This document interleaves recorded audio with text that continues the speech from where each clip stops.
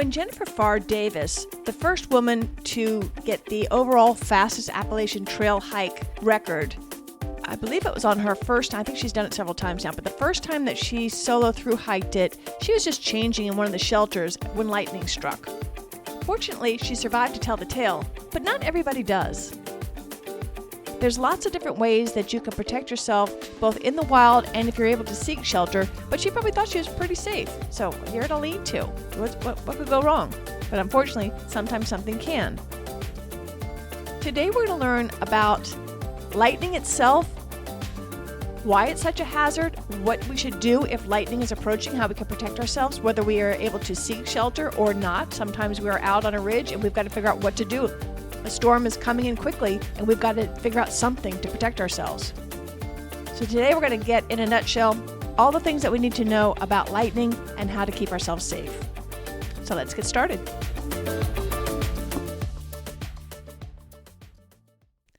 Welcome to the Adventure Travel Show podcast. I'm your host, Kit Parks, and today we're going to be learning everything we need to know about lightning and how to protect ourselves.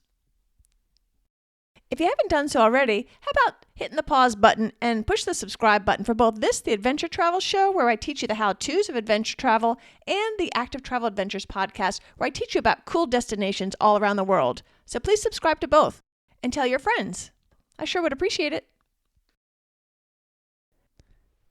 I guess a good place to start is to define what exactly is lightning. I know it's pretty, but what is it exactly? It turns out that lightning is a naturally occurring electrostatic discharge when in the atmosphere, when it's unsettled, two electrically charged regions temporarily equalize themselves, causing this instantaneous release of huge amounts of energy that manifests as lightning.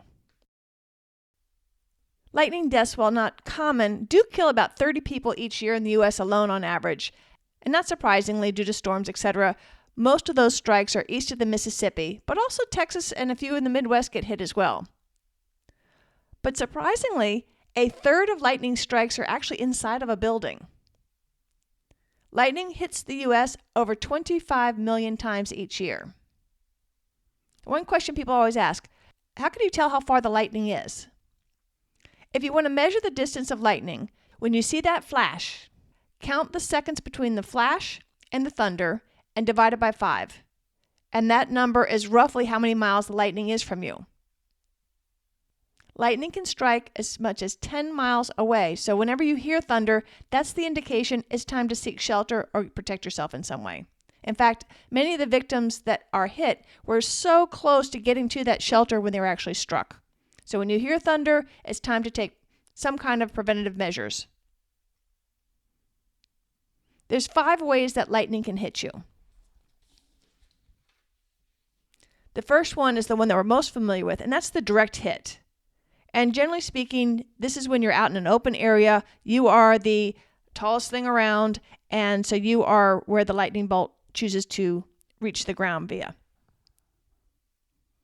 And a little bit later, I'm going to show you how to protect yourself if you find yourself in that situation and what position you need to take, because the goal is, if you're going to get hit, you want to minimize your body space, because when you have a direct strike, you want that bolt to be in your body as short a time as possible. And ideally, you'd rather have it travel over you, like over your back, versus going through your internal organs, because that's where most of the severe damage comes from. So a direct strike is the first kind of lightning. The second way is called a side flash or side splash. This generally happens when somebody says, oh, I think I'm going to take shelter from the rain under a tree. So lightning strikes the tree.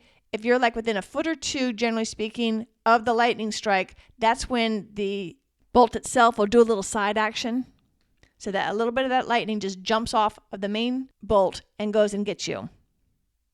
The third way, this is a really deadly one. This is the ground current, and this one can be really tricky. So let's say lightning strikes a tree nearby, but then the bolt itself and the electricity courses across the ground.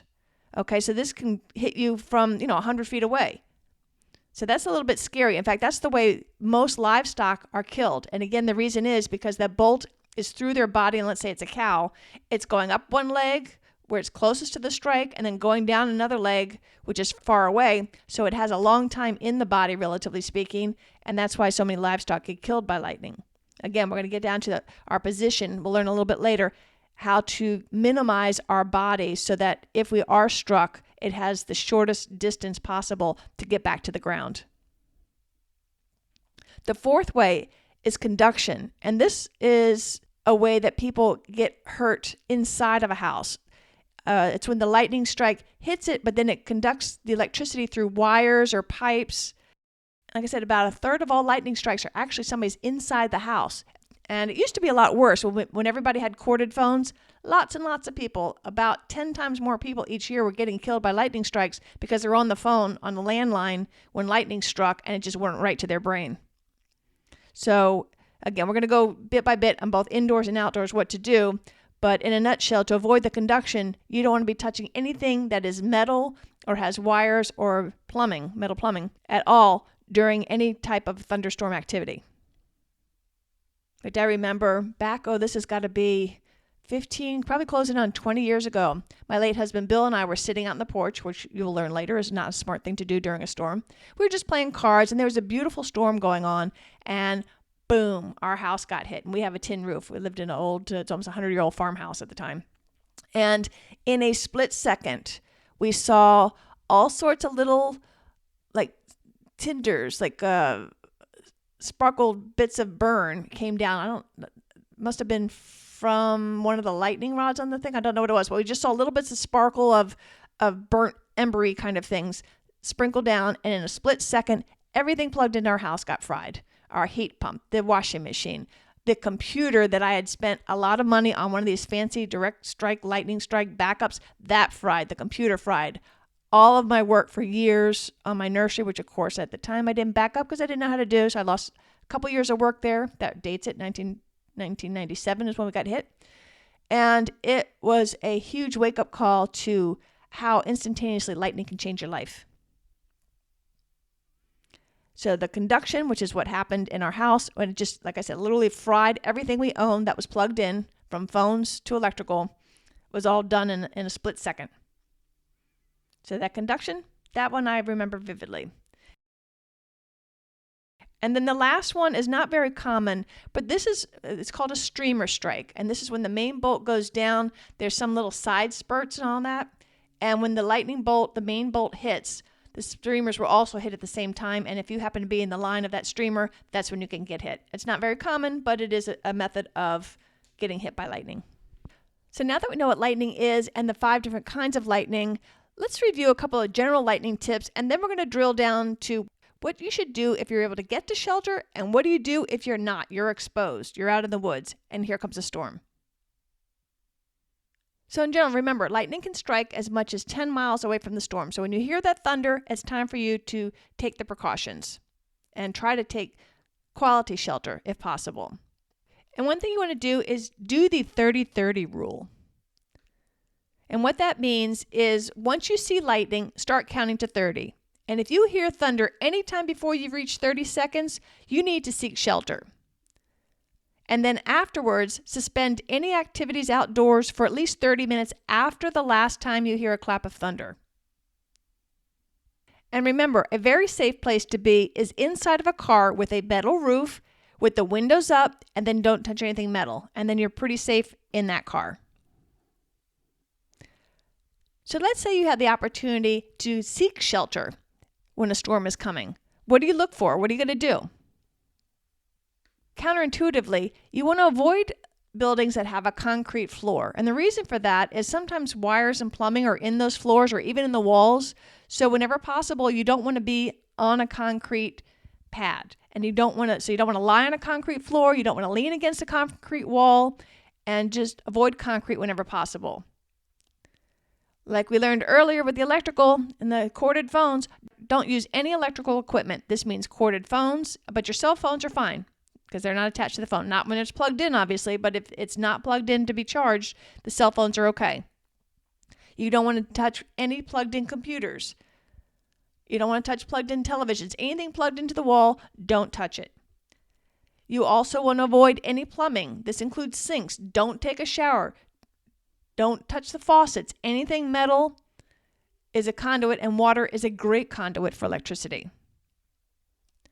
You also want to stay away from your windows and doors. And as I learned doing my research, I should not have been on the porch with Bill when that lightning hit the house. But what happens if you're caught outside and you have no safe shelter anywhere? These following actions can help you reduce your risk and reduce the severity if you happen to get struck. So remember, anytime you hear thunder, it's time to take precautions, even if you think it's so far away. It can't possibly hurt you. 10 miles, and it could still get you. If you're up on a ridge, you need to get down below tree line immediately. You do not ever want to be the tallest thing out there. That just makes you a beacon for a lightning strike. But before you even head out, check the forecast and make your plans accordingly. In my area, the thunderstorms tend to roll in late afternoon. On the mountains, they might come in right after lunchtime. So know what the forecast is, and if you know that in the afternoon there's a risk of a thunderstorm, get up early, get up in the summit, head back down so you're down before the clouds build up. Remember that dark clouds could also be on the other side of the mountain. Anytime you see those dark clouds forming, particularly if they get that crisp edge, that's a thunderstorm brewing. And learn to read the clouds. Don't forget that a lightning strike 100 feet away can travel on top of the ground and still get you, so be careful. You never, ever, ever want to lie flat on the ground. You never want to take shelter under an isolated tree. Remember when it could do that little sidestep and get you. Never use a cliff or a rocky overhang for shelter. I know that it looks really attractive going in that rock cave and it might keep you from getting wet, but don't forget rocks are full of minerals. Think about iron, copper, so that makes them a great conduit for the lightning and that can get you. It's much better to be wet and stay alive than be dry and dead. You want to immediately get out of any ponds, lakes, or any other bodies of water. That reminds me when my brother was taking us out in the catamaran, and in rolled this storm with like no notice. And so it was Bill, Board, and my brother, and myself. And I'm like, we are in the open water with got to be a 20-foot mast. I said, aluminum. I said, we are the beacon of lightning. I was like, go, Board, and go. Get us back to shore as soon as possible. I was really scared. So you want to get away from all water as soon as possible. A depression might help you stay low, but you want to be careful that you don't stay in a place that might get a flash flood. So just use good judgment there. You want to stay away from any objects that can conduct electricity. Think barbed wire fences, power lines, windmills, etc. So avoid anything metallic, anything wet. You want to take off your backpack, take any metal jewelry, your metal belt buckles, any metal, your camera's got metal in it, your phone's got metal in it, tripods, get all that at least 100 feet away from you, including your hiking poles. And don't forget that your tent's got metal poles in it as well. So get all the metal things away from you at least 100 feet. And this next part is super important, so pay attention if you're doing something else while you're listening to this. This is the key thing you need to make sure you remember, the position that you take if you're caught in a lightning storm outside. So let's say you are exposed. You're now down, hopefully you've gotten down below tree line, so you're not the tallest thing out there. You want to look for medium-sized trees if you're stuck in the woods. And then you crouch down onto the balls of your feet. So on the front part of your feet, get your heels up off the ground.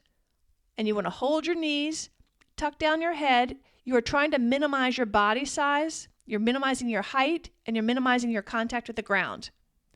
And your goal is, if you get hit, you're hoping that it's going to roll off your back and away from your core. Also, cover your ears with your hands and close your eyes. I'm not sure why they tell you to close your eyes, but maybe just so you won't be so scared. I remember my parents were out hiking one day, and they came across this man who was so wild-eyed, and they thought he was crazy. And it turns out that he had been backpacking his very first time and got stuck in a lightning storm where the bolts were just hitting the ground all around him, and he was so beside himself with fear and craze that they finally got him calmed down. My parents were the first person this guy saw once he made it through the night, and he had just had a terrifying night experience. So if you find yourself in that situation, you want to get in that crouch position. Remember that could save your life. If you happen to be in a group, you want to spread out so you minimize the risk that everybody happens to get hit. You want to get 15 to 30 yards or more apart from each other. And that way, if somebody does get hit, someone else could go get help or provide medical care. And if you hear a strike in the area, call out to make sure everybody's safe. And of course, if somebody got hit, it's okay to begin first aid. There's no chance of you getting electrocuted by that original strike, so you're allowed to touch them. What do you do if they get hit? 3 things to look for. Number 1, if they're not breathing, administer CPR. And I'll have links to all this in the show notes, of course. If they aren't breathing and you administer CPR, you actually have a pretty good chance of bringing them back. You want to treat them for any burns. Surprisingly, it's the brain damage, the brain injury that actually causes more problems than the burns. But look for burns, take off their shoes and socks and make sure they're not burned on their feet. You also need to treat them for shock. Put a blanket over them if available. Otherwise, cover them with extra clothes and a raincoat, whatever you've got to help to keep them warm. And again, take the time to go to the website and check out the links that I have of what to do to help somebody, because you don't have time when you're out in the wild to get that information. It's better to read up on it and know ahead of time. So what are the kinds of things that can happen to you if you get hit by lightning? Surprisingly, like I said, it's the brain injury that affects a lot of people, where they'll have memory issues, tremors. I went to a website when I was doing research on this, and there's a lot of really bad side effects to lightning strikes. So it is something that you want to take caution with. The burns are a factor, but that's, like I said, the thing that affects the people that survive a lightning strike the most is the brain damage that can happen. The burns can heal, but sometimes that brain damage lingers on for life. It's also severe internal core damage. That's why we always want to minimize our body size in hopes that it has the quickest path to get back to the ground, or ideally even roll off our back, which is probably what happened to Jen, the woman I spoke to at the beginning of this program, for her to survive that. So lightning is not something to be tinkered with, not something to be toyed with. It needs to be taken seriously, so you'll have the best chance of avoiding a lightning strike, or if you do get struck, to surviving that lightning strike. I think this is an important episode for all of us outdoor lovers, so I hope that you will share it with your friends, because again, it's something you want to know what to do before this happens, because you're not going to have a lot of time to think. So remember what to do when you have the shelter opportunities, and then more importantly, what to do if you don't. I sure do appreciate you listening, and I hope you got a lot of information out of this day's episode. Until next time, this is Kit Parks. Adventure on!